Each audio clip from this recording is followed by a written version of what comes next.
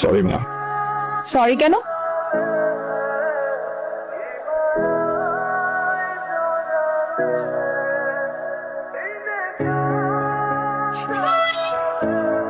ওমা কি সুন্দর, তুই কি বিয়ে করে ফেলছিস?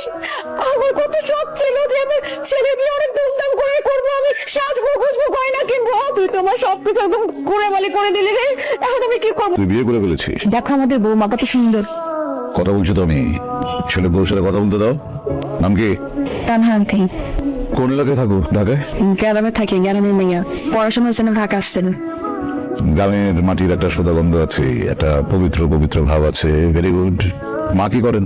আমার মা নাই, মারা গেছে। বাড়িটা যেন কোথায় তোমাদের? দাঁড়াও, এই রহমান মিয়া নামে কাউকে চিনিস নাকি? মধুপুর বাড়ি, একটা মেয়ে আছে নাম তানহা। ও হ্যাঁ হ্যাঁ স্যার, তারা ভাই আছে 3-4 জন, মোটামুটি ভালো পরিবার। তারা স্যার মধুপুরে রাজনীতি করে, পলিটিক্যাল ফ্যামিলি। তানহা, আমি না অনেকগুলো কুকুর পালি, জিএসডি ব্লাড লাইন। ওদেরকে আমার নিয়মিত পেডিগ্রি খাওয়াতে হয়, অনেক পরিমাণে। বিদেশি কুকুর তো, দেশি খাবার খাওয়ালে বদহজম হয়ে যায়। আমার ছেলের মাশাআল্লাহ রুচি আছে বলতে হবে, আকাশে উড়ে বেড়ায়, অনেক অনেক উপর দিয়ে ওরে। বাবা অনেক বেশি হয়ে যাচ্ছে।